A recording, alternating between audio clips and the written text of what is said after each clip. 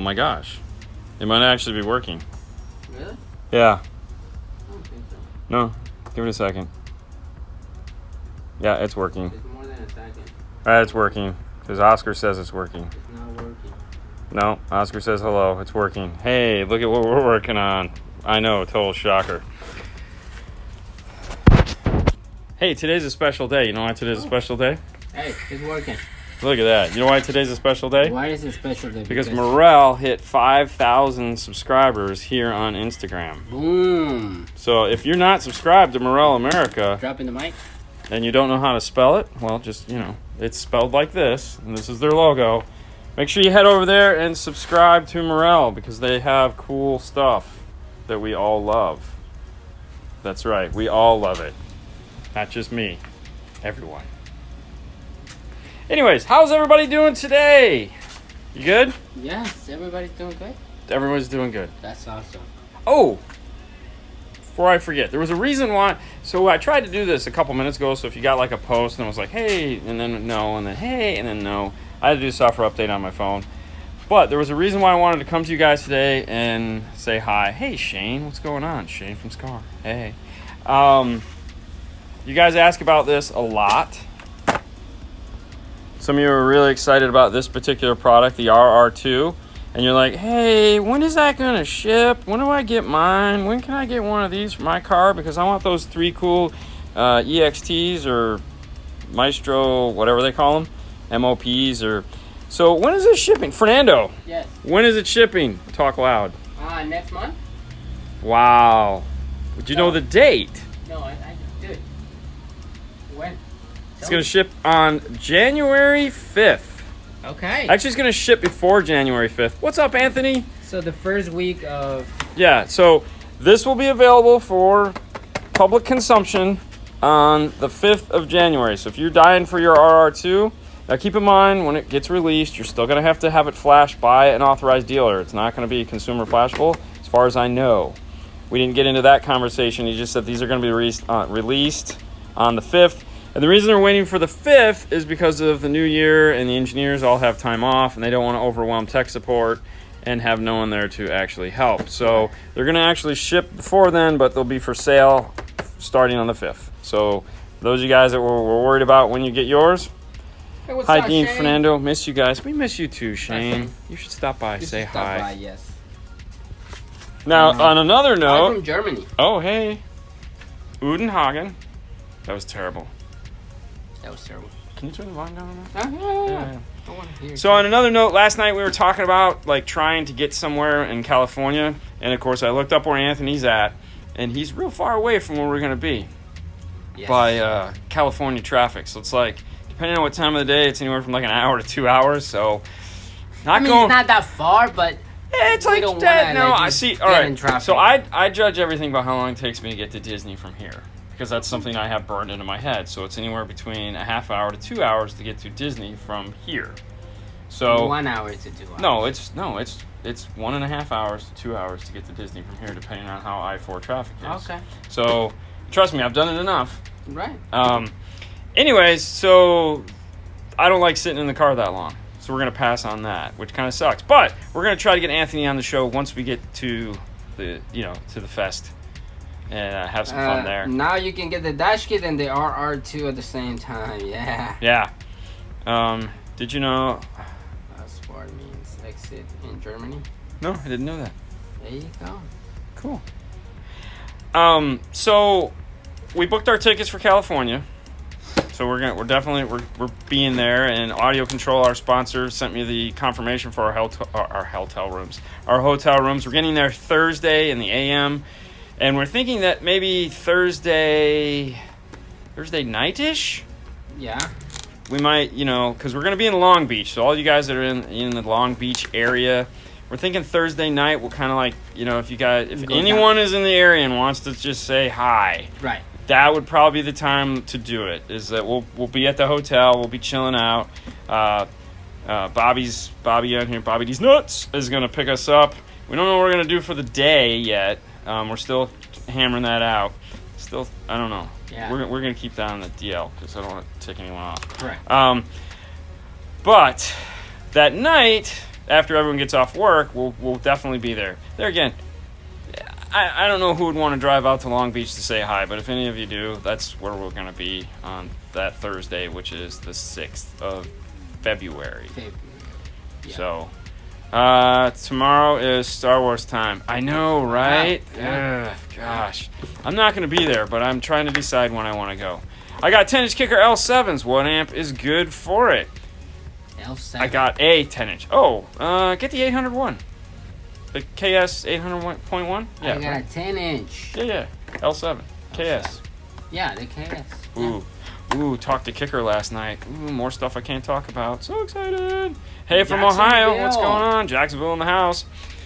So it was funny because, last night someone asked, they were like, hey, what 2020 products are you guys excited about? What's up, Victor? And there are some cool products that we're excited about. Mm-hmm. And then just other things happening in the industry that we're excited about. Yeah. But the sad thing is that most of them we can't talk about because they won't let us. So we're gonna have to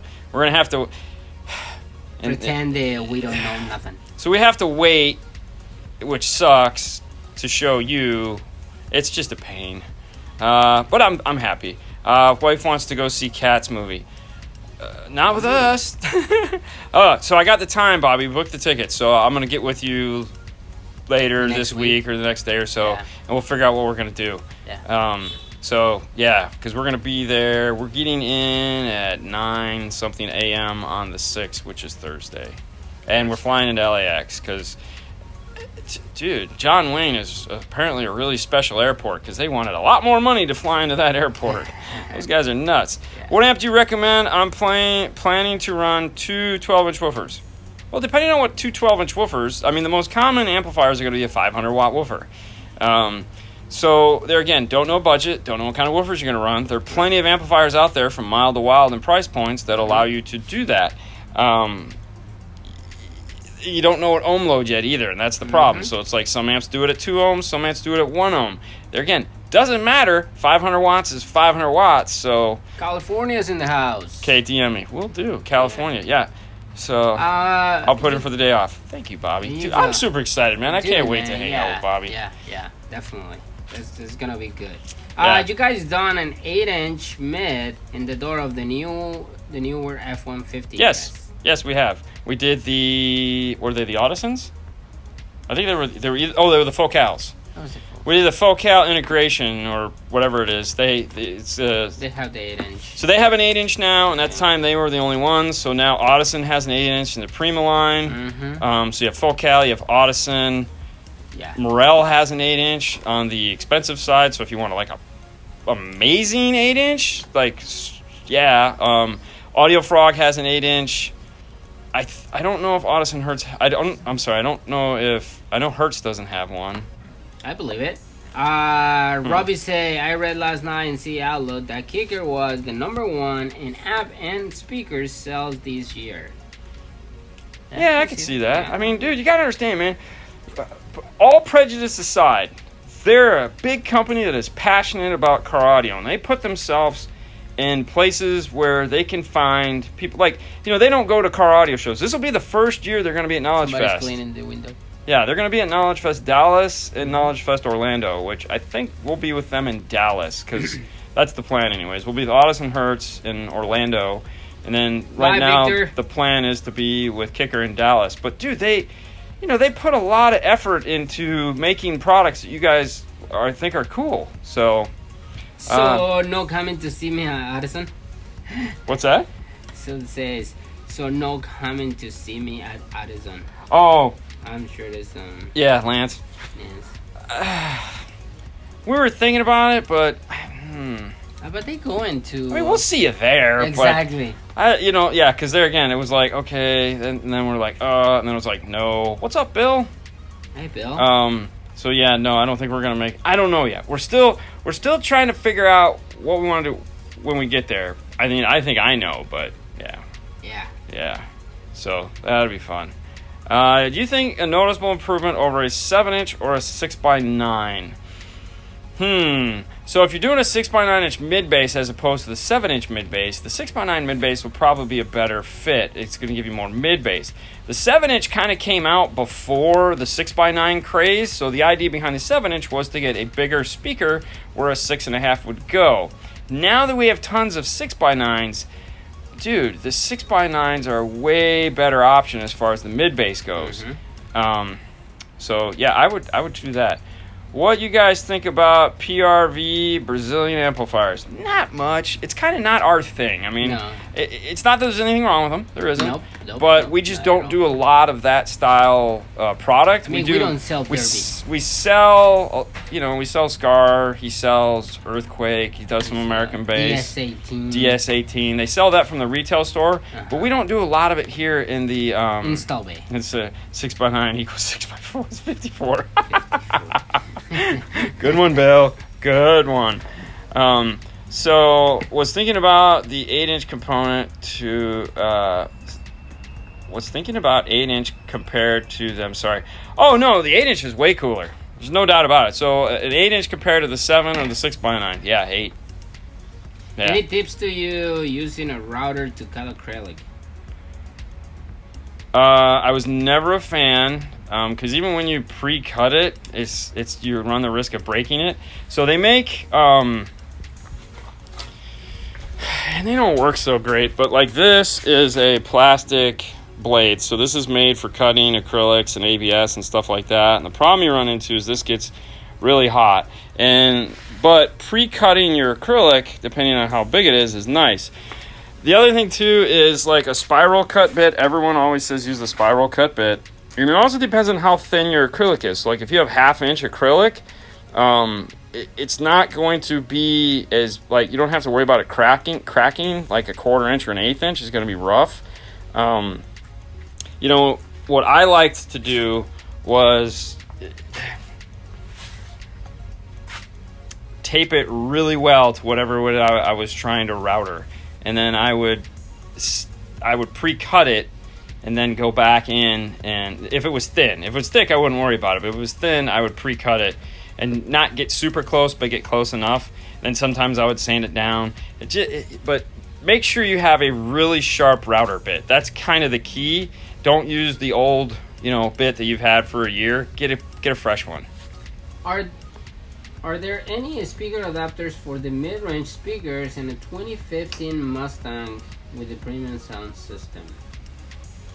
No, we gotta make those. Actually, no, we don't have it. Yeah, you have it. No, yeah, I do. Yeah, we have those. Yeah, this is the one we cut out on the laser. Yeah. Yeah, so you get we make those. So what? Cause you have to use the bracket. You can't put it where the speaker goes, or it's gonna rest on the. You have to make a whole new bracket. So the easiest thing to do is just route out a new bracket. So take the speaker and the bracket off, and make a new bracket, the whole new bracket, instead of putting the speaker, because a mid-range will flush into the door and then it won't move, and it does bad things. I have a 210-inch TS SW252 S4 in the Pioneer 8601. Plan on building a downfire box. Do I have to put the divider on the box between the other one, or each one their own enclosure? I would divide it. If you have, you have the room, I would divide it for sure. Yeah.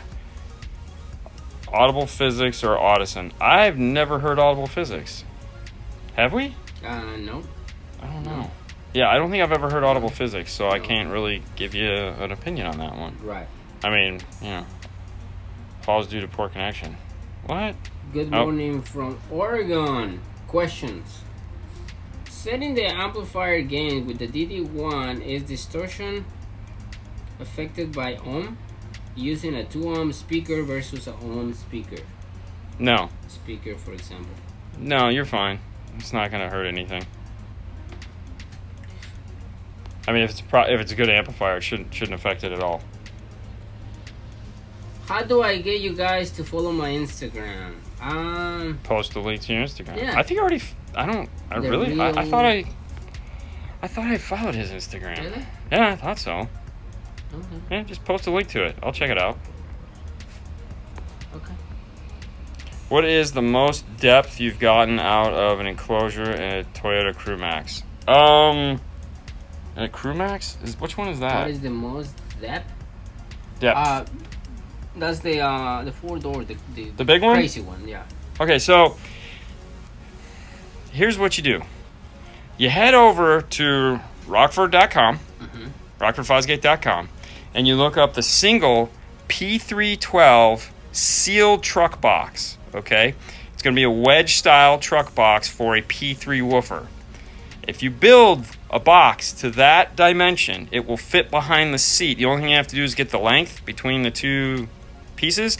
You can build a 212 box using those exact dimensions, and it'll fit right behind the seat with no issues. Grills. We use grills, and because for that truck, all we do is P3s. We have a double box made using those specs, and we put 2 P312s in it, and we get the P3 grills and everything. It's a P3 shallow, and everything works great. Everything's hunky-dory. We don't have any issues with it. But if you just want a box that's going to fit behind that seat and to get started with, just go there, get those dimensions, and you'll be all set, and you can just build that. Happy holidays, man. Highly appreciate the love. Okay, that was that one? Well, we appreciate you guys. Los Angeles in the house. Can you help me understand calculating gauge for speaker and subwoofer? So there's a chart, and the easiest thing to do is go look at the chart. Now, if you caught this Monday's release of the Audison amplifiers that we were talking about, Audison in their instruction manuals puts out 2 power charts. They put out one for speaker wire size and one for power wire size, and they're universal. You can download their owner's manuals from Audison's website, which is like Electromedia, whatever. So, head over to their website, look up one of their Voce amplifiers. They're all pretty much universal. Download the owner's manual. Or if you're not into that, Kicker Audio Kicker has a power wire calculator on their website. There are some apps you can download now that will allow you to do that. But for the most part, that's the easiest way to do it, is to just download and look at power wire chart. So it just has to do with length and thickness of wire and how much amperage you have. All right, suggest a good wiring kit brands. I mean, we use Stinger. We use Stinger. But there's plenty of them out there. Oh, yeah. You just want 100% OFC copper. Correct. That's what you're looking for. Is that it? Yeah. Cool. Well, hey, guys, we're going to let you head out. This has just been a Tuesday. We just wanted to chime in and give you the information that we just found out that the hold on, flip. The RR2 is going to be released on January 5th. So make sure, if you've been waiting for one of those, set your calendar, get your wallet ready. That's when you'll be able to pick it up. Got anything else? No, that's it. All right. We're going to get back to work on this beautiful F-150. You guys have a wonderful day as always. We'll talk to you later. Bye. Hey, buddy. Hey, what's going on? We putting in an alarm? Oh, yeah. Right there. So you plug it in and then lock it and lock. Yeah? Yeah. That's it. All right. Bass knob, right? Just the bass knob. Just the bass knob. He already has an alarm in this. Oh, yeah. Yeah, it's in there somewhere. I don't know what the RCA is hanging from the dasher for. That was kind of weird. Mobile Solutions Fabrication in the house. What? That's what it says. Yeah? Awesome. What's up, guys? Yeah, the usual. Just, so since Mobile Solutions just mentioned something, check it out. So, hold on. Let me get in here for a second. So, this is the amp rack, which I'll come back to in a minute. So, we needed, this is where the spare tire goes in this excursion. We'll come back to that in a second, but we needed to make an amp rack. And because it was a tire, we have some Mobile Solutions Smart templates, or the Big Circle Guide. I'm sure there's a cool name for it, but look at that guy. We used that guy to make the amp rack for this. This was awesome. So we just tape this using our double-sided tape right here. So we got our template tape, put it onto our big 1/4-inch piece, or I'm sorry, we used 1/2 inch for this. So 1/2 inch, put it on, used our spiral cut Mobile Solutions bit, routed it out, made things super simple, loved it. And it was funny because I had that hanging there and I was like, I know what I'm gonna use this on. And it was perfect for this. So thank you, Mobile Solutions, for that. Made our day just a little bit easier. I didn't have to bust out these and circle guides and Fernando wired up the fuse over here. We got a big 0 gauge coming in, riveted into place on the side over here. He made this way overly complicated. So look at this bend here that he did. Total like bent here, bent there, but that was so that he could get it in there and screw it into place. But way to go, buddy. Way to go, Fernando. Super complicated. Super complicated, man. I'm going, what the heck? You got enough lights? Hey, you never know. You sure you got enough lights? All right, let me hold on. Let me come over here and grab the one light that isn't being used by Fernando. These are the new Saber lights, by the way. These are LED. Ooh, these things are awesome. All right. So here's what we got. So you guys are often wondering, do we do SCAR? This guy, he brought in these 4 Phoenix Precision Power 12 sealed box. What? That's close. Close. Yeah, I got the first letter right. Anyway, so what we got going on is took out the tire, obviously. We have the 150.4 RP along with the 2001. There again, you can see how we used that template to make this. So basically we just cut it in half. And now this is riveted into place. You have an M6 screw there. There's another M6 screw right there above that fuse holder. And now these are the X-type fuse holders. You guys always ask, like, how come there's no wire in there? So underneath here, there's a bus bar that joins these two together. So you can daisy chain these for as many as you need. In this case, we needed 2. We have the 0 gauge coming in, 0 gauge coming out, 4 gauge coming out, going into this amp here. We ran grounds for each one. We didn't do ground distribution because that seemed kind of pointless. In this one, we have left, right, 16 gauge. This is real easy to get through the boot on this car. And so instead of going the 4 miles to get up to the radio, it was way easier just to go into that door. Into that door, we actually saved wire by doing that. So guys, thanks for my package. Also, so you got, oh, thank you so much, Bobby. You're the best. Damn, busted that knuckle up. Yeah, I know, right? Yeah, you saw that? Yeah. Dude, it's cold here, so when it gets cold, we get dry, and there's our gray skies. Oh, wait, nope, kidding. There's the blue. But it is kind of cold for us here. Someone get Dean a Band-Aid. Medic, man down! Can't spell today, I guess. Oh, did I screw up on the spelling? I wouldn't doubt it. It was late last night. Anyways, so there's that. And now we just got done setting these up with the DD1. Real simple. We knew where the radio distorted at 38. Hey, Dean, Fernando from Kentucky. Now, if you do get one of these RPs, it's 18 in Indy. Yeah, it's 58 here. That's cold for us, you know, with the whole differential and the thing and the what's not and our thin blood and our fragile skin. That's like 18, you know, kind of. Right, Fernando? Oh, yeah. Totally. 90% in here is hot. Yeah. When we get a little bit of cold, I mean, we cry. Yep, we cry like women. If you get one of these RP amps, these crossovers, not so good. Don't use these. In this case, 100% deck. Use that for sure. Hey, what's going on from Iowa? Hey, buddy, how you doing? So that's that. Now, okay, so how we ran this is the fun part. So because we ran 0 gauge up there and connected to the battery, it's a diesel, so it's got 2 batteries. And did you guys see the alternator in this thing? What's the model number for the Stinger fuse? They're the X type. They only make one. X. So if you go to Stinger X, just look up Stinger X. Look at the size of that. That's an ambulance alternator. So this thing is a beast. It's like 280 or 280. It's a lot. It's a lot. Anyway, so you got the 2 dual battery diesel going on here. I don't know where I was going with that, but there's a lot of power. There was a point to that, but I don't remember what it was. About what? Where I was, yeah. My brain. You lost?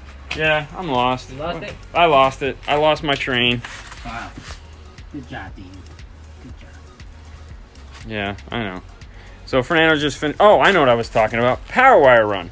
So up this side of the car is the 0 gauge, and of course the 216 gauge and the bass knob. The bass knob made it to right about here, and we had to put an extension to get it over here into the pocket where you see it. Now, the RCAs, they come up to here, and for those of you guys who have never seen an an excursion, there's a plastic piece that runs across the floor right here. And so the RCAs come to here, go across the car all the way up, and then 20 feet stopped right there at that kick panel. That was it. That's as far as 20 feet got. Correct. So we had to use a 6-footer and get them into the dash. So we got a lot of RCA in this car. Hey, Dean, Kicker KS or Alpine Type R speakers. Replace factory in my wife's car. Ooh. See, now these are good questions. I like questions like that because I like both those speakers. Which one would you pick, Fernando? Type R. You go Type R? See, I would go Kicker. And the only reason I go Kicker is because it says it's his wife's car. Yeah. And his wife's car is probably not going to do anything with the EQ other than turn it on and make it loud. Okay, so So wife. I think the KS would be way more enjoyable for her because right out of the box they have a little bit of sound signature to them. It's got a little bit of, I know, I was totally stuttering there. It's got a little bit of, a little bit more pizzazz to it than out of the box with the R-Type. The R-Types, in my opinion, always need to be tuned, whereas the Kickers just, boom, there you go. What about if the wife like loud? She likes loud, I'd still go Kickers because I feel like the Alpine R-Type is a little bit quiet. But I don't know. I like the KS. I mean, don't get me wrong. I like them both, so it's not like I kick either one out of bed. But what type of speakers do you recommend for a Mustang front door speaker? The one with the 8-inch in the door. Oh, that's a tough one. Well, it used to be a tough one because there was no 8-inch. What we used to do is put the Kenwood 7-inch in there. Sometimes we just do the coaxial depending on how loud we wanted it. But the Kenwood 7-inch, because that speaker doesn't come off. It's the way it's mounted is really bad. Because that front grill is attached to the actual speaker, so you have to like break the speaker to get the thing in and or find a new 8-inch grill. I have put Kicker subwoofers in those with their just no grill. Yeah, it's a tough one, but that's tough. But a lot of the time now there's so many 8-inch, so you might want to try that. But getting that grill off is the hard part because that's like next to impossible. What's your favorite double din with volume knob? I hate up and down buttons. Sony. Yeah. Sony for sure. You always go Kicker. No, that's not true. I tell you what. So we've been getting all the behind the scenes sneak peek stuff that we can't talk about in the last couple days. And there's a couple of things from both those manufacturers that are coming out that I am super excited about. Amazing. And though we would love to tell you, and if you guessed, we could be like, maybe. But you're never going to guess because this stuff is just so like off the wall out of both of them that it's going to be like, wow. But on the upside, you only got like 2 weeks to wait before CES. So you guys might find out. You'll find out soon enough. As soon as the embargo is lifted on this stuff, we'll talk about it. But right now, we're got to keep hush-hush, wink, wink kind of stuff. I can tell you What? there's going to be big things coming. Big things. Huge big things. So we'll just call it that. Thanks, guys. You're welcome. Hey, Dean, I have a 2019 Kia Soul UVO radio. Any help in adding aftermarket amps?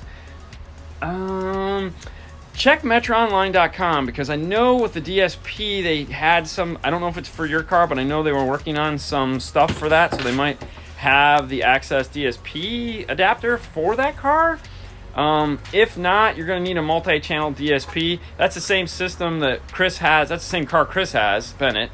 And he's using, he's got a lot of things going on in that because there's a lot of channels to deal with. So I think he was telling me he has a LC6i going into his DM810 because he needed to sum that many channels together. So right. He has yeah, a lot of stuff. So I don't really have a good answer on that one. If it is, if Metro makes the piece for it, you definitely want that. If they don't, it's going to be tough. Let's see, going on. What's up, guys? Alex, Charlotte, North Carolina here. Awesome. Oh my, sorry, Morel. Well, Morel's good. Go with that, always. The funny thing is, your ears hear different. Always say, listen to. Oh yeah. No doubt about it. When it comes to sound, sound is subjective. Each person hears things a little bit different. And we all like different things. Like, I like quieter, more natural sounding. Fernando, on the opposite side of the coin, likes more in your face. So, yeah, and each speaker tone's a little bit different. That's why, you know, the RTA is the great equalizer. Being able to see and know what it's supposed to look like definitely helps out a lot. We'll just say that. Hi, Brazil, Americar. What's going on, buddy? What's the biggest sub or subs would you want in your personal car? 12. 12's cool. The sub size sub. I got 112 ported. Oh, yeah? Yeah. I mean, I have the 112. I just need a box. 2.8's ported in. I'm good. You have 1.8 now. I got 1.8. Yeah. You think 2 would be better? Those are 6.5. 6.5. But 2.8. Yeah, I mean, I've had 2.8s in a band pass, 4.10s in a band pass, 2.10s in a band pass, 2.15s ported, 2.12s ported, 1.12 in a, or 1.10 in a band pass. I don't think I've ever put 1.12 in a band pass. I've had just about every combination of sub, and honestly, the 12 in the ported box, yeah, it does it for me. Yeah. There's no doubt about it. Hey Dean, what head unit would you recommend for a 2011 Ram F-150? Honestly, right now, most popular, I think that okay, so you got the ILXW 650, and then if you want to do AR, which I would, I'm sorry, RR. If you want to do RR, that would be the 7706 from Kenwood. Mechaless, short chassis, both of them, so you don't have to do any cutting or anything special like that. They just both go in. Life is good. Wham, bam, thank you, man.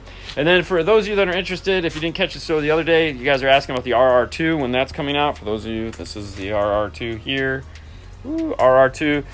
January 5th will be the release date for the RR2. So for those of you that are waiting or whatever, that'll be out on the 5th. How cool is that? Any idea how to boost the FM in a radio? I have a Pioneer Double Din and 2007 F-150. The F1 stations suck. F-150 is a car we've never had any problems with getting FM out of. So one of two things. You have a Class D amplifier that is bleeding big time FM radiation, which cheap FM, or cheap, not saying you have cheap amps, but a lot, even good amps do it too. Yeah, but even good. the cheaper amplifiers will bleed a lot of FM, or what I've seen happen too is the mast goes bad, so it looks perfectly fine but it's cracked inside, in which case you just have to replace the mast. The easiest way to do that is head over to like the auto parts store and just pick up a random FM antenna. Don't screw it up, because you're going to want to take it back, plug it into the back of the radio and hold it and see if the FM reception gets better. If it does, then you know you need a new FM antenna. And that's, Kicker CS with the gold tweeters, or Kicker... Oh, the Ks. The CS with the gold tweeter are phenomenal $50 speakers. But the KS... But the KS still kick their butt.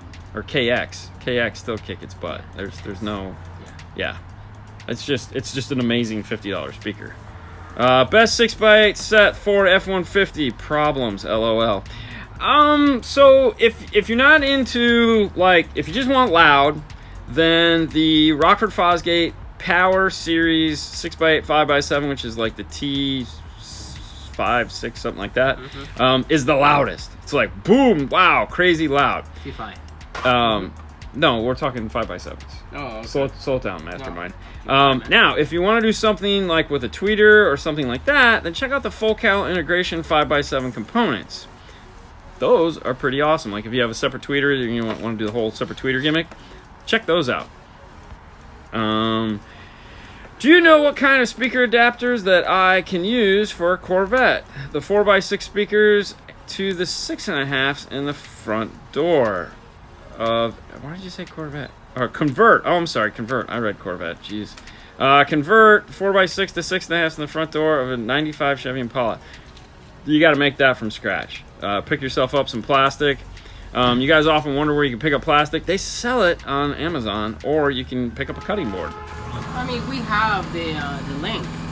Yeah, in the DNF tool drawer, there are links to plastic that you can just buy, like a 12x12 or 12x18. Yeah, Need an RTA video. I'm all down for that. What would you like to know about the RTA, though, to put in the video? That's the only problem. It's like... How to use it? We have the DM RTA video that we did, where we talk you all through the audio control DMRTA and how it works and what it does and what you're looking at. and how to use it for install to make your life easier, that one we do have already done. You can find it, of course, by searching DMRTA, or just going to audio control and searching DMRTA, in which case it's linked there. Anybody that has an ILX W650, do the firmware update. Better sound when you're using the EQ. Oh yeah, that that's an old software update. So what happened was they did an update, and that update broke the EQ. So when you would leave it at 0, everything would sound fine. As soon as you moved anything up or down past the 0 point, it went to done. Total crapola. So yeah. Right now, they've all shipped up to date. So, I mean, that's the nice thing about that radio, is that they're making small quantities of them because they're constantly out of them. So they are coming up to date right out of the box, which is cool. Hey, Dean, I have a 2012 Acura TSX technology with nav. I'm using the LC6i audio control. I'm getting a signal from the amplifier wires. Is this recommended? Post amplifier wires, by the way, post after the amplifier. So it's a 2012 TSX. You probably have to go after the amplifier in that one. So yeah, LC6i after the amplifier. Cool. Pre-amplifier, the LC6i is not made to do that because it is a high level to low level adapter. In which case you could check to see if there is variable voltage, because on some of those Honda Acuras there is a variable voltage signal coming into it. Easy enough to do. Find the wire, use your meter, AC, see if it goes up and down, put a speaker on it. Should be real quiet, but you know, you put it to your ear and listen, and you should be able to hear it, or plug it into a portable little amplifier. But yeah, we walk you through that in a couple videos, I think. Let's see.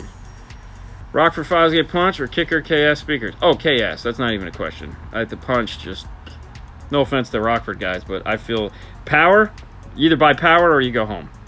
That's that simple. Have you heard of a brand name? No. Of what? Oh, Omni. Is that the okay, cool. Another one came out on the 9th. Okay, I don't know what we're talking about there. Missing something. Okay, cool. I think I'm all caught up. Yay! There you go. Thank you. You're welcome.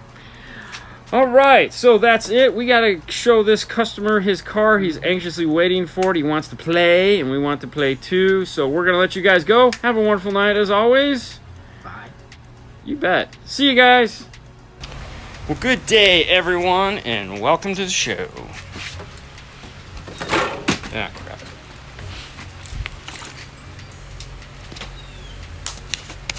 Life of an installer right there. How you doing, Fernando? Doing good. Yeah? Yeah. Are you pulling a pirate sword in your mouth? I'm trying to. Okay. Afternoon, everyone. All right, so what we got going on here is a Jeep wannabe, I guess would be the easiest way to say it. We got a Toyota. Yeah, one of these things. Yeah, 12-volt yoga. You're doing some 12-volt yoga.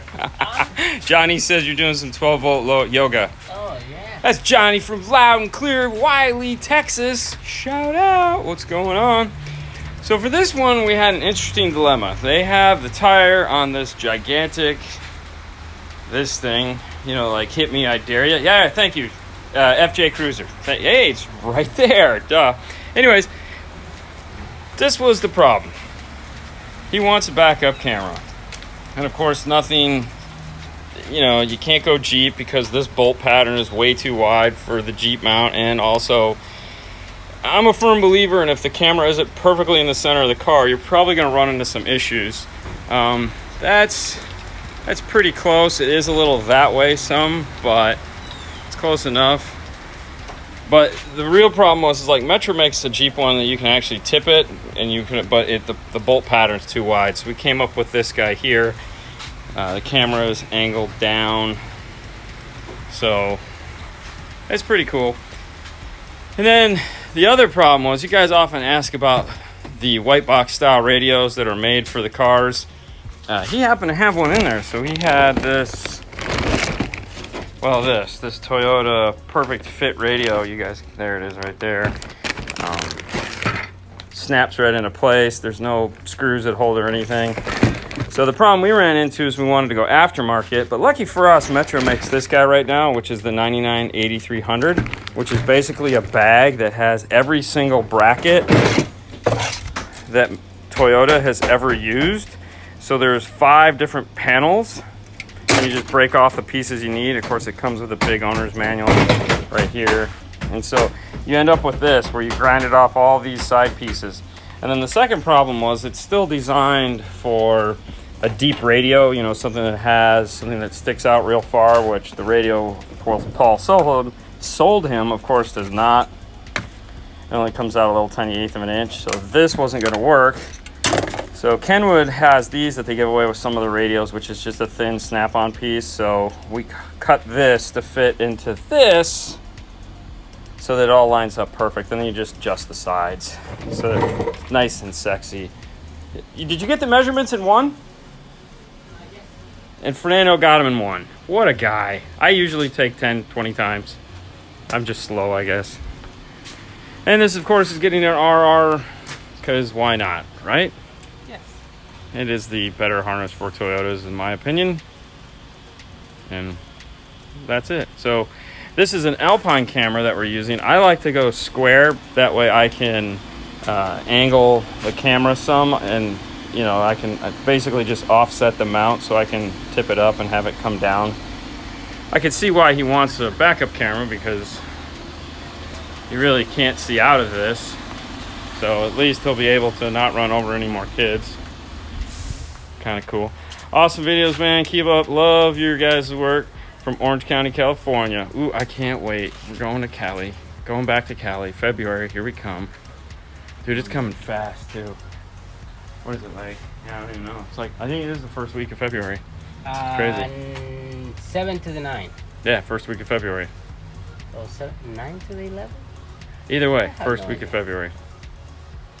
But that will be the second if that's 9 to 11.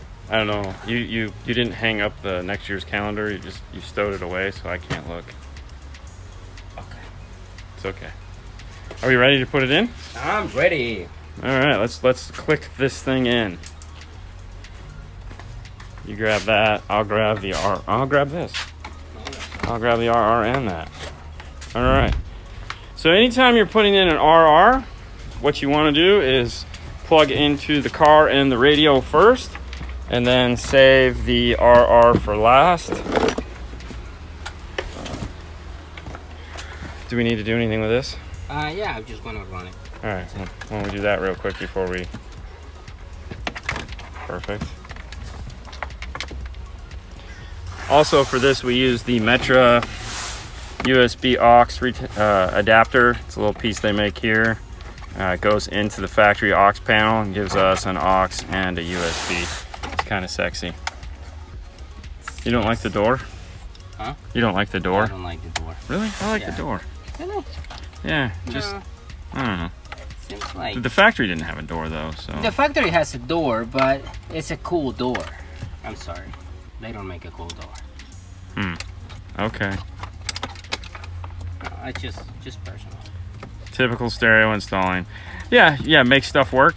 Yeah, so by that, yes, it's definitely just make stuff work. Alright, so let's go here. Where are we going?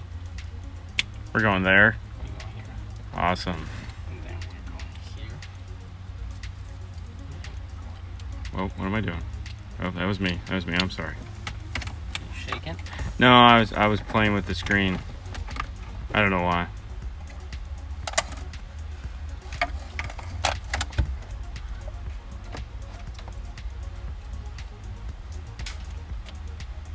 That. Baby in. Second USB. It's a lot of stuff in here. A lot of stuff. GPS antenna. Yep. Microphone. Antenna. Got the antenna right there. Antennas on this side. And that's one of the things I love about Kenwood. That little 6-inch pigtail for the antenna. Oh, that is the best ever. This is a Toyota FJ Cruiser. And what we're doing on it is he had a factory, or he had an aftermarket. Yeah, cruising. Yep, FJ. He had a one of those cool Android-based radios in it, and he absolutely hated it. So we're taking it out, and we're putting in, this is a 6906, Kenwood? 6909. I think it's a 69, is it 6909? Mm-hmm. It's the 69 Series Exelon. We know that much. I could go look. Hold on.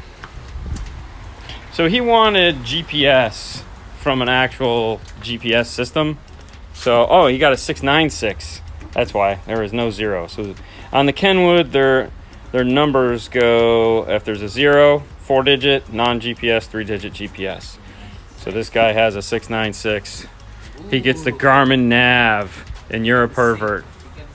You're a pervert. And we built a custom bracket here for the backup camera. So basically from this is factory, this and this is all after us. And then we had to use the new Metra Universal brackets that they make. That's why it's all sanded like that, because they make brackets. The 8300 kit for every single Toyota ever made is a bag of brackets in order for you to, let's plug this in, in order for you to mount in. It's kind of cool. So as we were saying, once you get the radio plugged in and the car plugged in, that bracket is cool. Putting the laser to work, I see. Yeah, we came up with, the first idea we didn't like, is there a disconnect at the camera in case of needed spare? Yes, there is. Actually, there is 2 on this particular Alpine. So as I was saying, make sure you plug in the RR last. But, so let's go over here. So we use this guy, the HCEC 125, and how this camera is, it's got a, I think an 18 or 12 inch pigtail that comes off of it, then like 20 feet of wire, and then another 6 foot worth of wire from behind the radio. So this was the original idea we had. This is a piece of wood, and essentially what it was is a 3D, this is the 3D piece here, and we made a 2D version of the piece. This was going to be, that's for these pieces. And then once we cut it and we kind of looked at it, we were like, well, what if we just take this center piece out, do away with these altogether, and then we put it on a piece of 1/2 inch, and then bevel that to give us this look here. And then we went silver screws to match their screws. And of course, this is the cutout for the square camera, and this circle is to match this idea.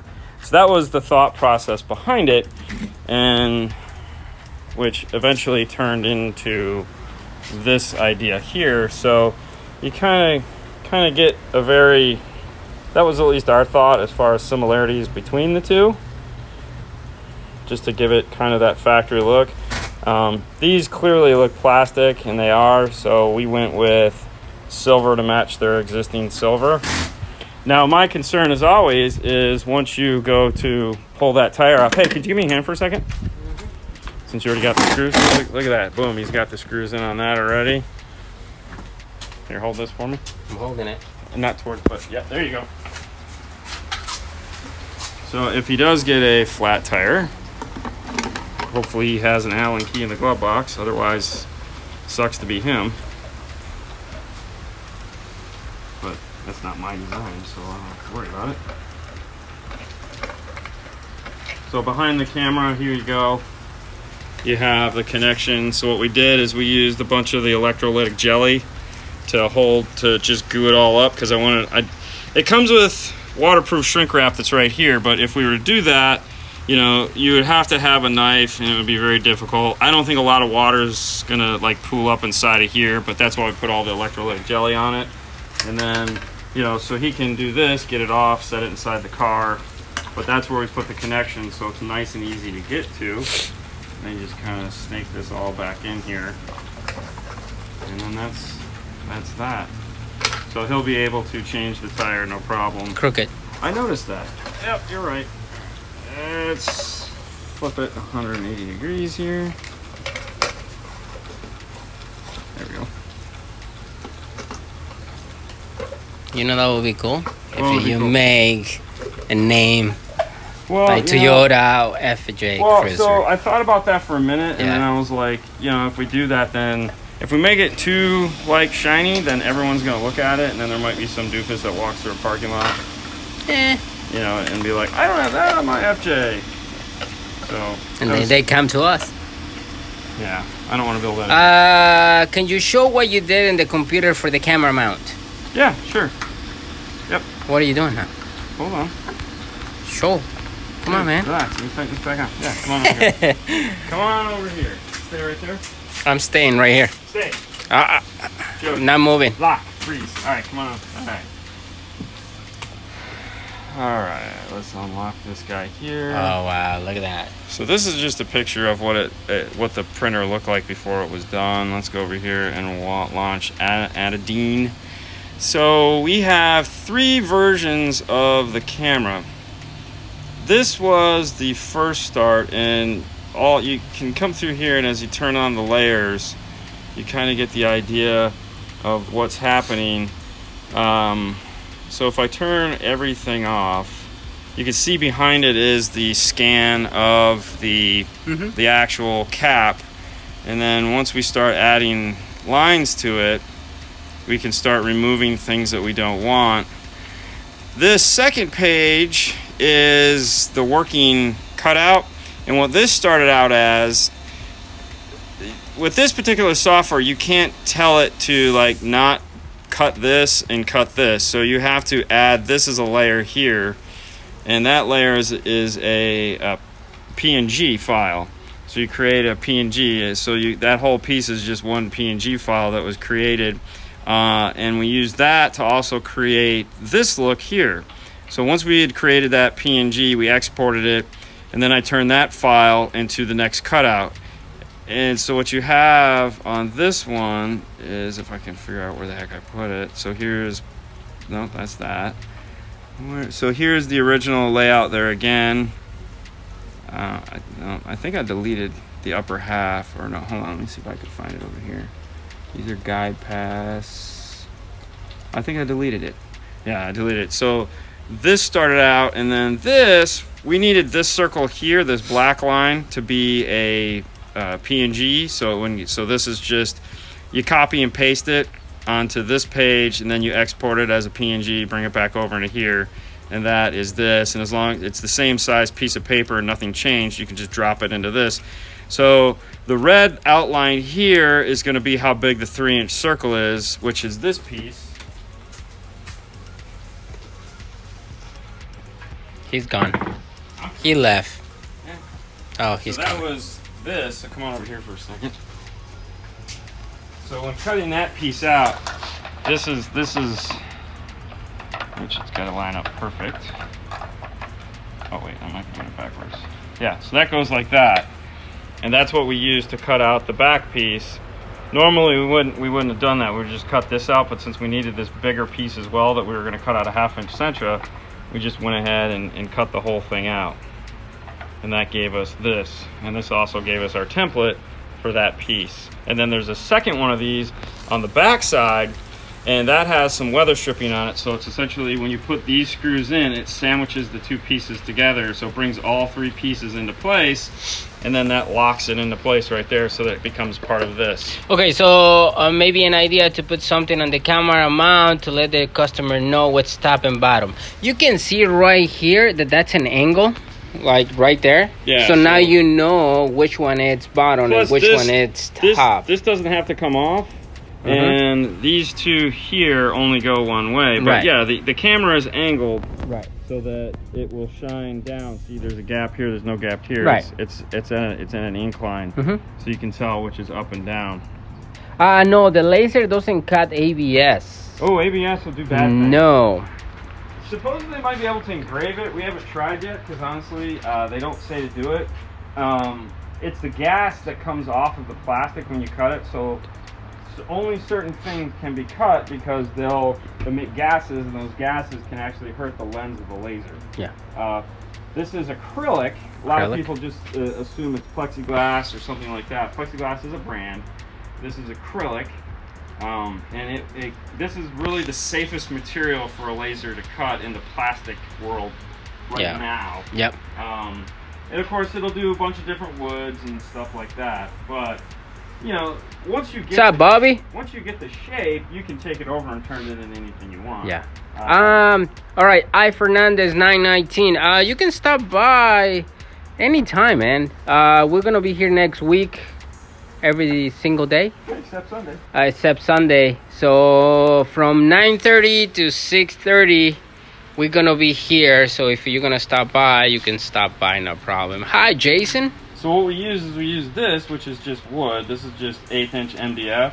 And the idea behind it is this is a lot cheaper to use than the acrylic. So when you buy it from Glowforge, this medium draft board, this right here is what the Glowforge is looking for. When it sees this, it automatically knows what you've put in it, and then it'll do all your adjustments and cutting values and burn values for you. So all you have to do is, you know, these are like $2 or $4 a sheet. I think it's like $4 a sheet. But compared to the price of the acrylic, which is a lot more expensive, we can take this and, you know, when we go over to the original piece, where's the original piece? Okay, you move it. Sorry. If we go over to the original piece, we can use this to sit. Drop it on the Let's try again. It was hot, so I dropped it. Anyways, you know, we can use this to line up and make sure that all our screw holes that we took measurements for are correct. We can take our camera, we can test fit it, make sure our angle that we want is good. And then what you can't see on the back of this, what's holding the camera in place is we cut out a circle of 16th inch ABS and we mocked up the camera at the angle we wanted, and then we heated up the ABS. You okay? Yeah, I had to burp. Okay. We heated up the ABS to make like a plastic mold of the back of the camera, and then we screwed it into this mount and the camera, so the camera is solidly mounted in there. It's not like glued or anything like that. So the whole thing can all come apart and then all go back together as many times as it needs to. That's freaking cool, man. It is kind of cool. Definitely fun. I'm looking for a sub that bangs. Got any ideas? Yeah. A big subwoofer. A big one. Big one with a big amplifier. Yeah, that helps. I mean, we carry Scar for crazy SPL stuff.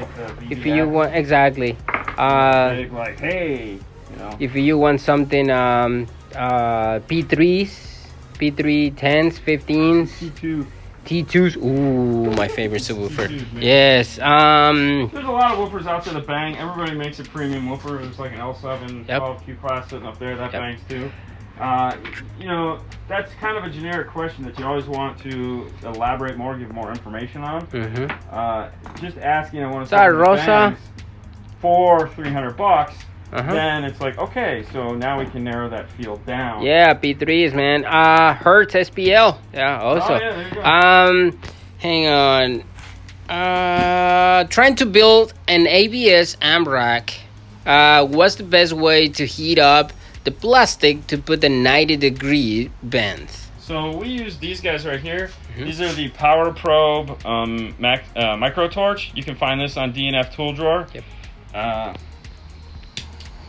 And what you do is take this guy right here, and then I probably should have got something thinner. Yeah. This is going to take a minute. We just take go a back minute. and forth like this. You flip it over. If you're doing something with a long line, like if you're going to do this and you want to make sure it's straight, come over your table saw. Oh, this is live, baby. Come over here. Go ahead and bring your blade down almost all the way. Okay, so get it almost all the way there. And we'll come like this.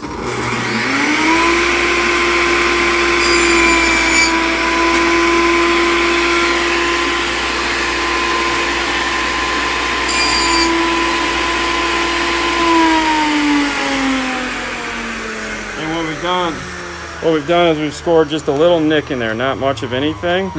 And what that'll do is that's going to give us, now you want to do it on the side that you're going to bend. So if you want the rough textured side on the outside, you do it on the back side.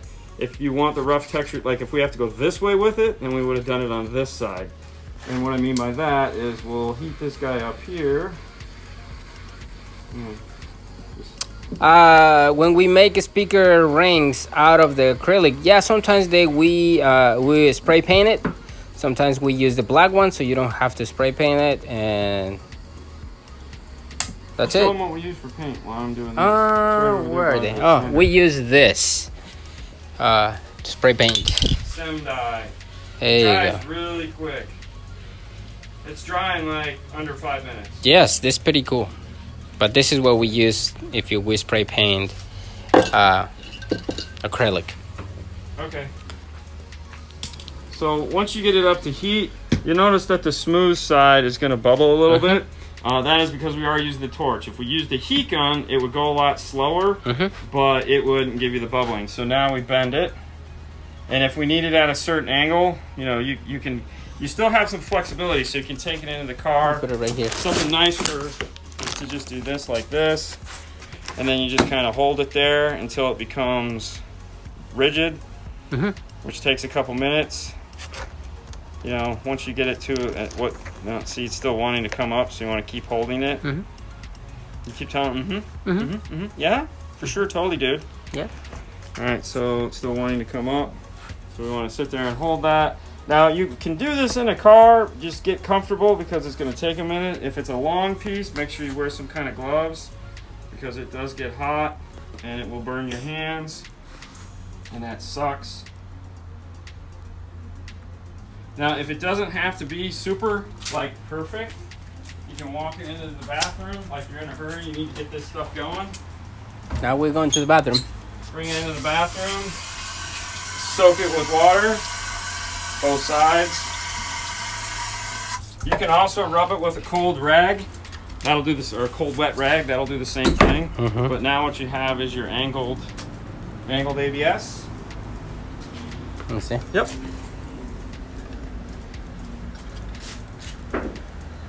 Right there. And then if you want to give it that, you know, the other thing you want to make sure too, bring it over here. No, I don't think, because it has a block, the backup camera, Bobby. So if the AAA guy is gonna change the tire, of course they're gonna screw it and they're gonna see the plug so they can unplug it. The plug earlier. Yeah. Yep. So now, before you bend it, you really want to do the round over. So this is a Mobile Solutions micro round over bit. They have two, one with bearing, one without. This just uses a bushing. Mobile Solutions, right there. Yeah. So what we would have done is turned it on.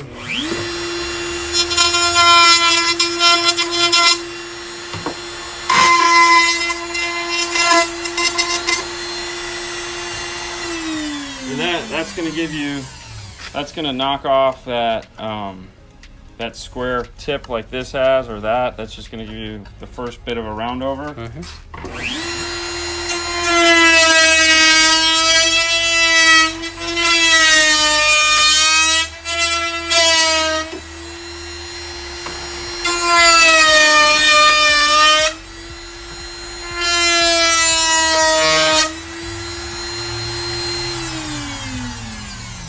So when using a bit like this on 1/4 inch, you can go flat on both sides, meaning you can go like this and then flip it over and go like that.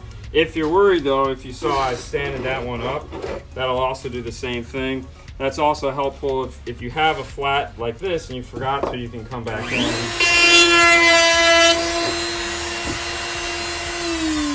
And now we've rounded off the whole exterior side there. It gives it that nice and finished look of awesomeness. And then on that side, what I like to do, if there's any place where you're going to have to grab it, I try to round off both sides. If it's like this where it's never going to be grabbed, then I don't worry about it so much. But there you go. Now you have an almost finished Fernando fancy fuse holder for underneath the hood of your car. Yippee. There you go. Hey, that was fun with ABS. Dean must have good sleep last night.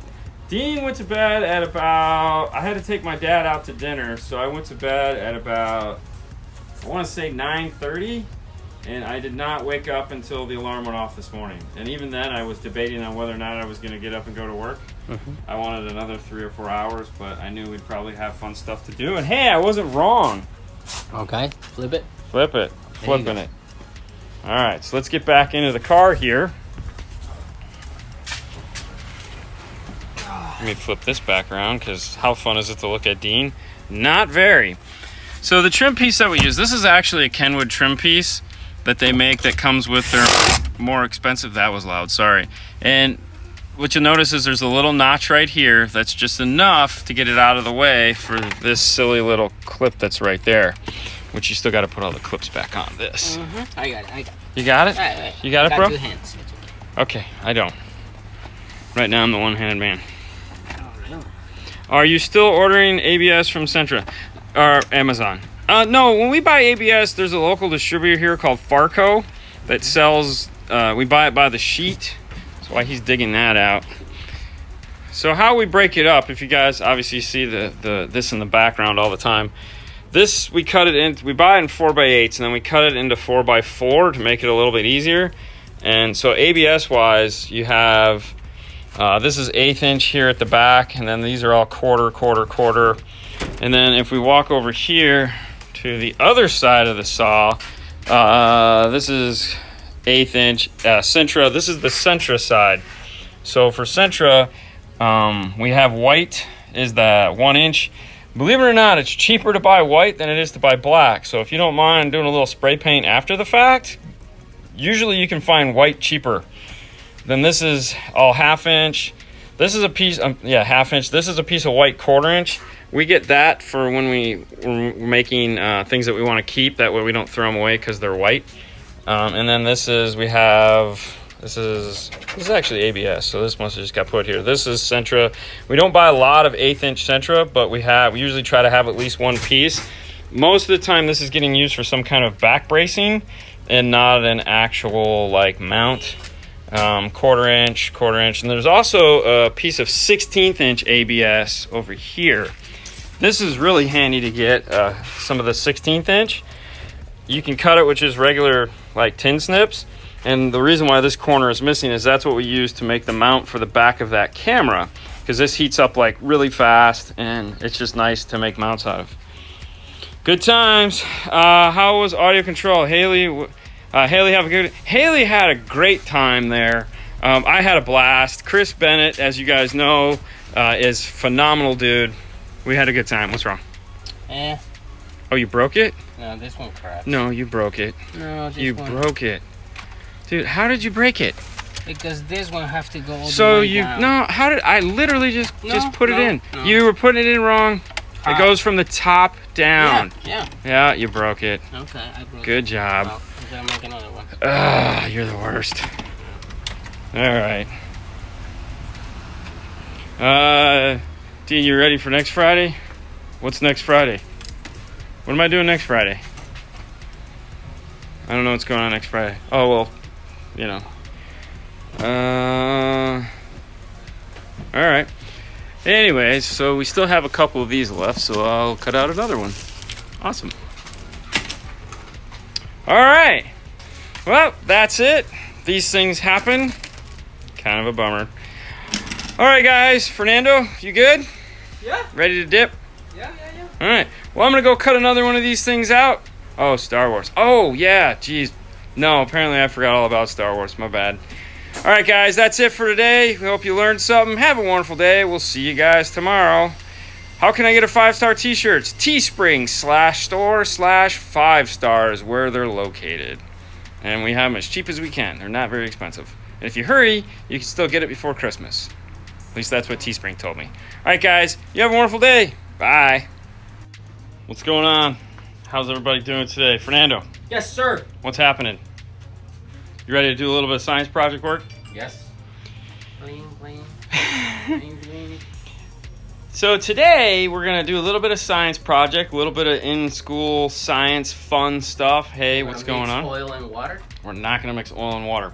The reason that this is why we wanted to do this, hey Brian, is because Steve B just in SMD Tools just released the re-release of this guy right here. the cool IMSG.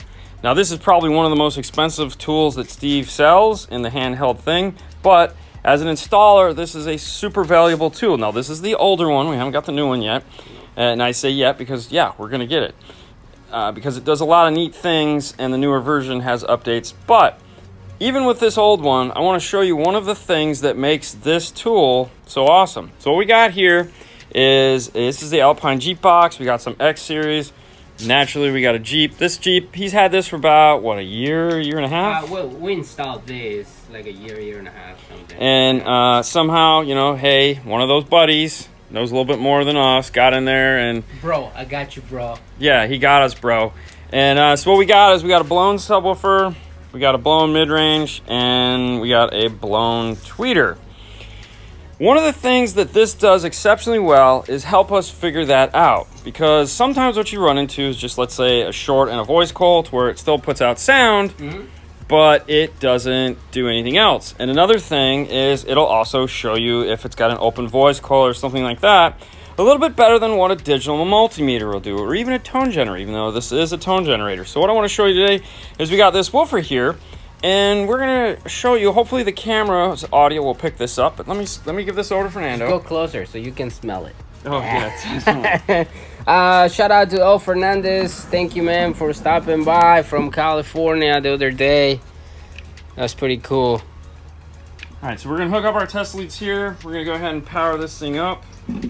Now when this thing powers up, signal generator, maintenance speeder, voltage, and it's gonna tell you how good your battery is. I just put a fresh battery in it.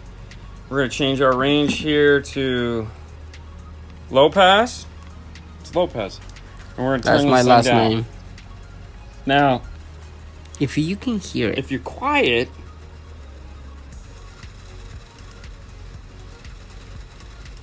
I think the speaker's in the bottom. Mic's in the bottom. Mic's in the bottom. Okay. So let's go. So you can see that. Hi guys. So let me turn this. So let me do this. It's upside down. So what we're looking at is the ohm load.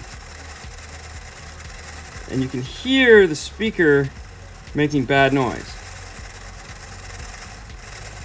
Sounds like little tiny cat whiskers. As we turn it up,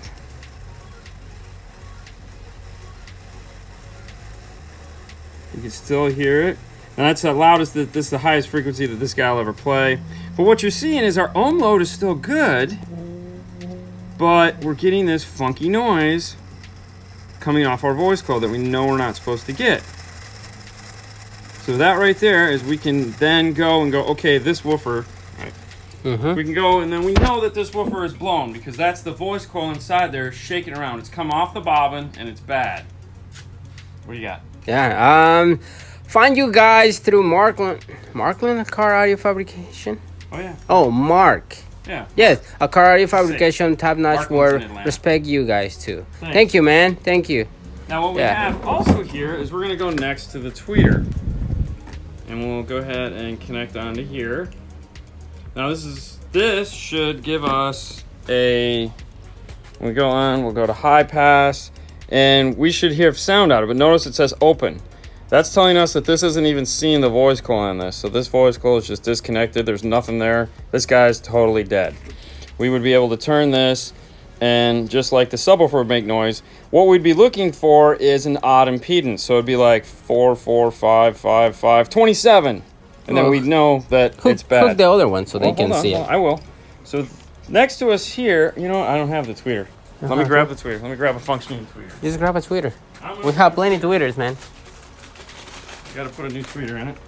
So here is the good tweeter. We'll connect up. It's Morse code. I'm getting it. So it's making sound, which is 1. Now, what we'll do is we'll go all the way to the bottom. 4. We got 4 ohm, and as we turn the dial, our impedance is going to rise. This is normal.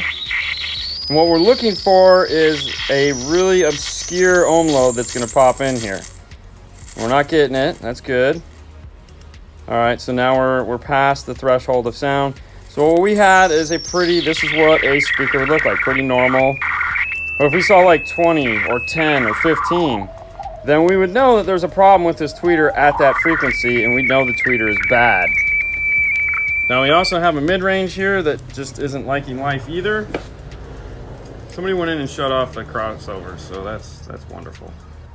All right, so now there again, we have an open, so that's telling us it's an open voice coil. It doesn't matter what we do.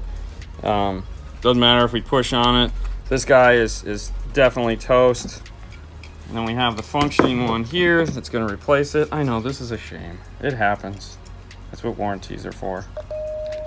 So now we look at that. It's giving us our impedance. We'll turn it down. So this is going to play up to somewhere in that range. We'll go in and we'll change the range to low frequency. For that, for mid-range, we'll start at the top and we'll work our way down. As we work our way down, the impedance should rise, which it is, and this is still very normal. Now, see, if you're looking where it says 10 ohms, 13 ohms at 80 hertz, so that's telling you that it's going to be getting, you guys ask about crossovers and, how much power this is handling. Well, this is showing that amplifier at 10 ohms, 11 ohms at 80 hertz. It's not nearly getting the power that it'd be getting if we went all the way up to, 600. See, at 600 hertz, it's going to be putting out full power out of that amplifier. Same is true with the tweeter. Oh.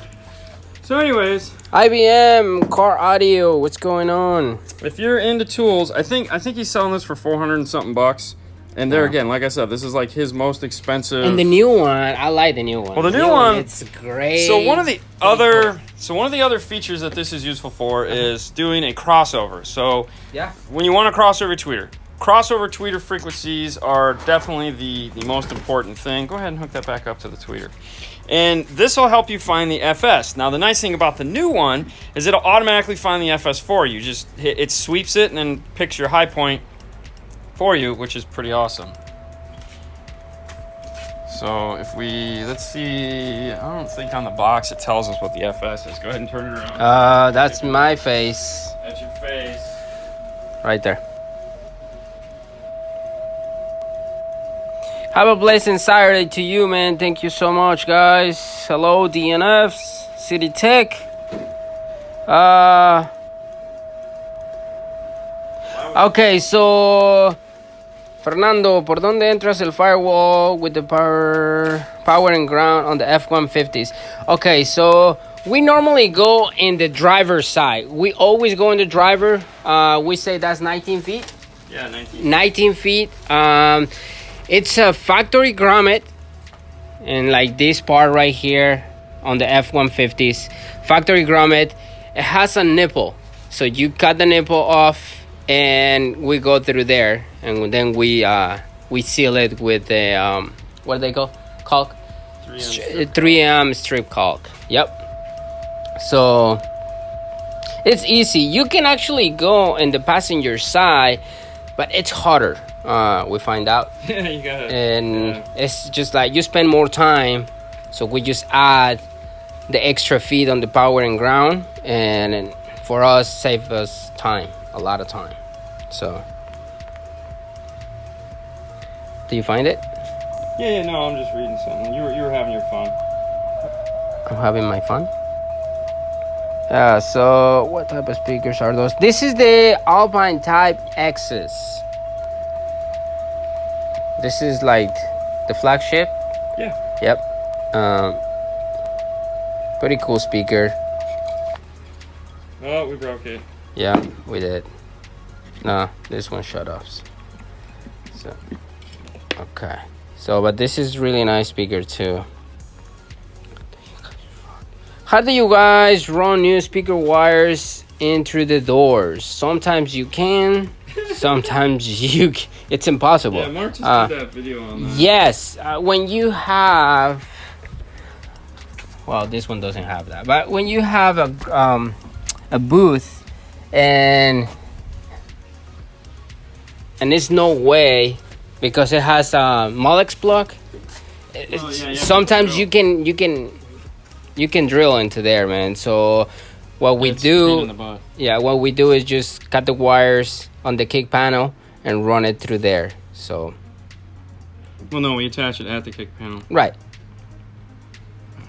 What happened? Did it disconnect?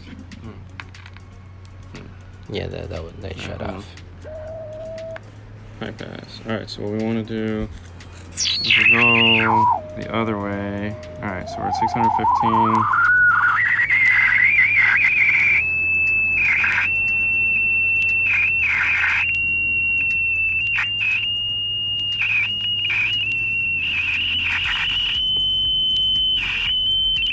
This is why I want the other tool, so I don't have to do this. Oh, you almost got it. You should be quicker than that. I know, right? And you lost it. All right, so it was way back here. Holy cow.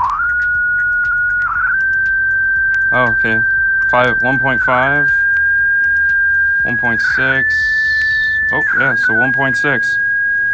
So at 6 ohms, that's going to be our rise, so that's 1.6. We're going to multiply that by 2. So that's 3 hertz, or 3,000 hertz. 3,000 hertz. Yeah, so, yeah, or 32. Yeah, 32. Yeah, so 1.5, so that'd be 3, so that'd be 3K. All right, that's annoying. All right, turn it off. Turn it off. All right, what tool if we you... multiply by 2, if we multiply that number by 2, so if we multiply 1.5 by 2, that's going to give us our crossover point at 24 dB. What's up, Matt? The tweeter. There again, it is one of those things where that's a good starting point. Mm-hmm. Some people like to multiply by 4. Some people like to multiply by 2.5. It's entirely up to you and your sound preference. We like to multiply by 2, so that means we'd cross this tweeter over at 3,000 hertz. And that would be it. Now, some manufacturers are nice and they put the FS for the tweeters in the box. Some of them. And those that don't, that's what this tool will do. Now, the nice thing about the new tool is you saw me having to turn that there. The new one, it takes all the hard work out of it. Thank you, Steve and Diamore. That now all we have to do is hit the buttons, which this one doesn't have, but you just hit the button, and it'll auto range. It'll find the FS for that speaker automatically for us, so I don't have to sit here and... Jason is in the house. So that's going to be really cool. Bro! What's up, buddy? Merry Christmas, man. Fun times. All right, so somebody asked, what kind of tools do you guys use to cut the metal when you're installing speaker adapters? Oh. So we use, this is the Quiet Ingersoll Rand air saw here. This is a popular, now this tool's on DNF Tool Drawer. So you can find this on DNF Tool Drawer. This one's, the nice thing about this guy is it's quiet and it doesn't vibrate. It's low vibration, so like when you're in cutting dashes and stuff, so like on an F250 as you're cutting, the little gauges like to do this, and then you got to pull the dash over and knock them back into place.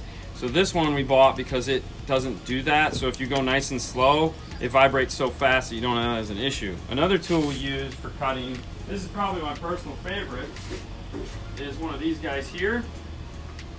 You know, this gets used the most. This is good for dashes. This is if you have to do something that's round, you want to use an air saw.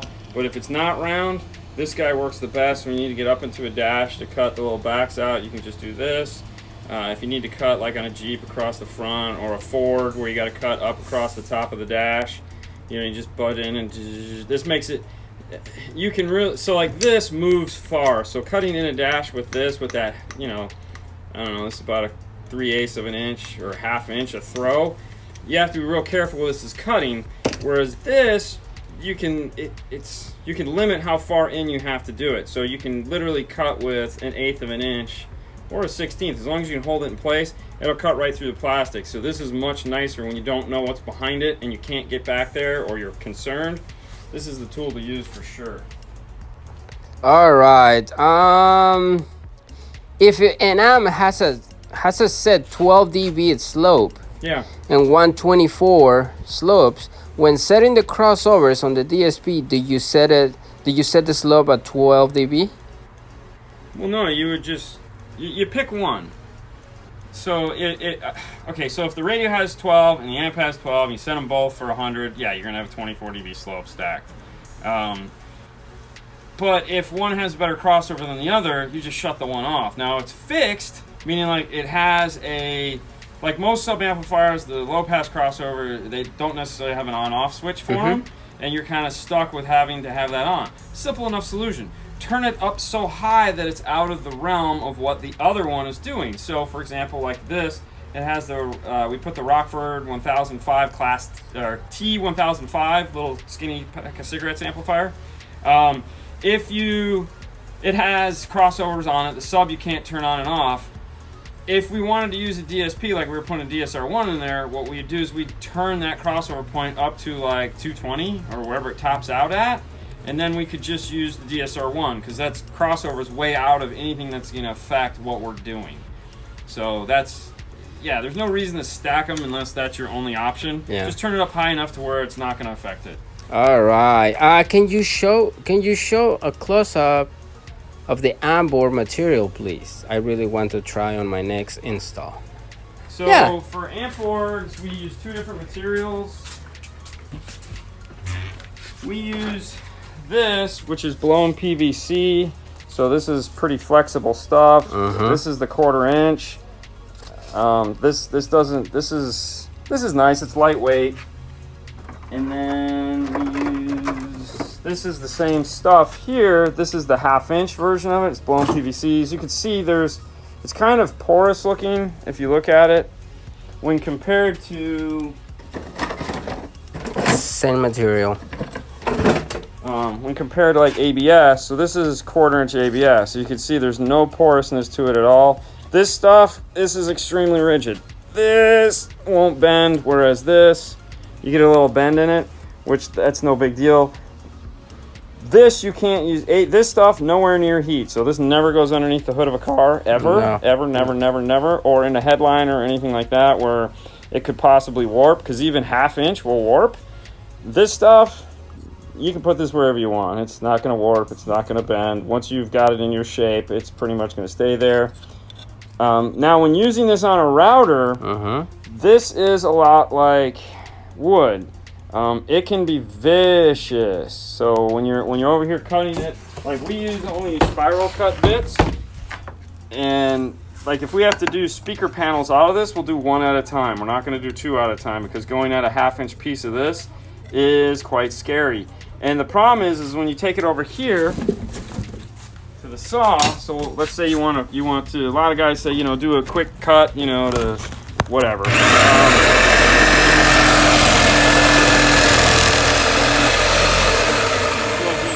Now this is a plastic cutting bit. As you'll notice, okay, all it did was meld it back together. You don't have to get too close. So it's right there, they can see. So when you're cutting this with a jigsaw,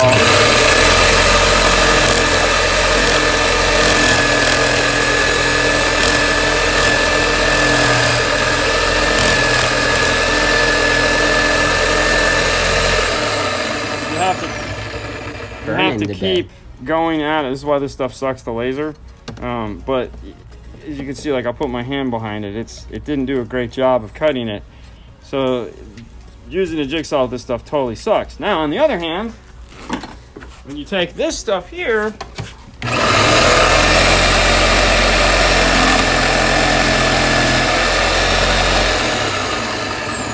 you can see light behind it, cuts like butter. So this acts more like wood does than the ABS. But that's what gives ABS its heat property, is that it works so well in that type of environment. So when using... Good morning, everybody. Good morning, guys. Good morning. Using this on a router... As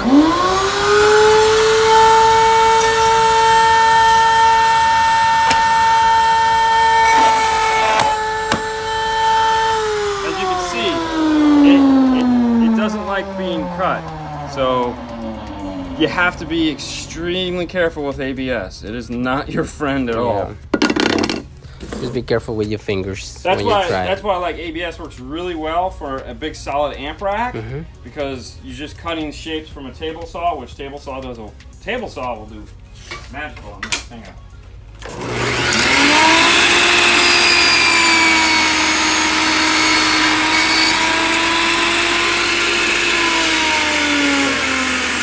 Thank you, Robert. Thank you. So as you can see on a table saw, it does fine, and the reason why it does so fine is that it is an 1/8 inch blade, which is removing the material and throwing it out of the way, whereas like this little 1/16 inch blade here just melts it, so you can see where it's just melted into the back of it and looks like crap.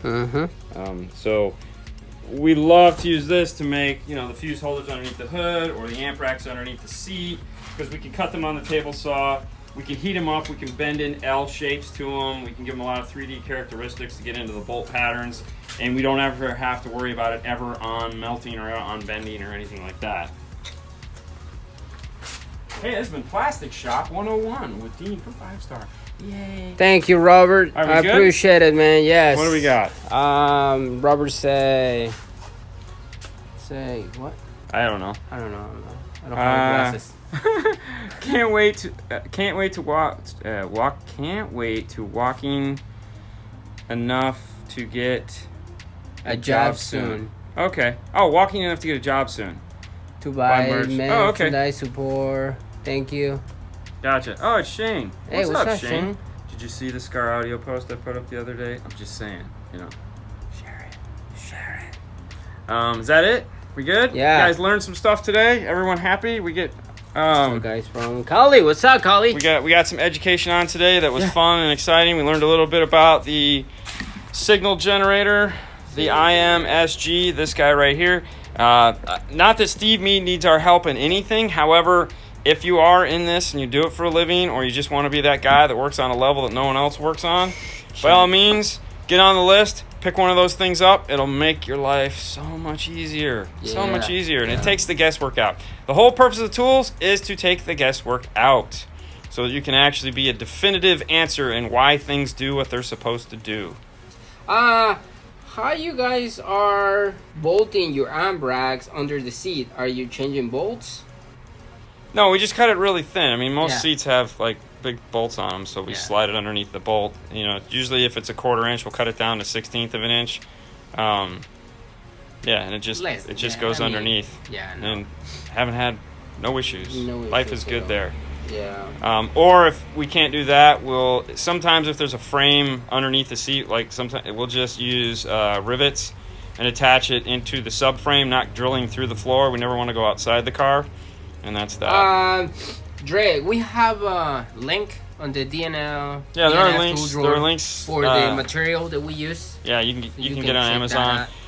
If you want to buy big sheets, just go on and do an internet search in your area for local plastic suppliers. Yeah. So like we have a place here called GE Polymers that we use. There's another place here called Farco, which is what we just switched to, and we start using those guys. Centra, a lot of times you can pick up Centra at a sign shop, because that's what a lot of the sign companies use. A lot of the sign companies, what they'll use is actually kind of cool. So they use a blown PVC. Hang on. So you can get a lot of 1/8 inch blown PVC from sign shops, because that's what they use, which is good for like tweeters and stuff. One too. I'm looking for the metal stuff. Do we have a? Hang on, right here. Oh, this one's nice. This one actually is the plastic. Oh no, that's metal.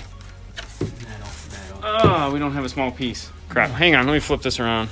Let me see if I can find one from the other side. So the sign shop here we go, found it. See, this is a sign here on this side and on this side. So what this has a aluminum on this side, a thin piece of aluminum that's polished or semi-polished or whatever. And then on the other side, they have this white. And in the middle, they have a piece of 1/8 inch Centra. Now what's cool about this is it's extremely rigid and extremely thin. So this makes really nice. And you can cut yourself. You cut yourself super easy. It's still routers like butter, which is nice. Yeah. But for an amp rack, it's if you want to do something pretty, you have this. You just have to use grommets because it is metal. This is it's not this like this. No, this is metal too. Yeah, that's right. Yeah, we went with it. This is what's on our panel saw. We did this, and on the back side it's white. But we did this because it's reflective, and we wanted it to kind of be reflective. Kind of see what we're cutting. Yeah. So. Yeah, but this is. But yeah, so that's.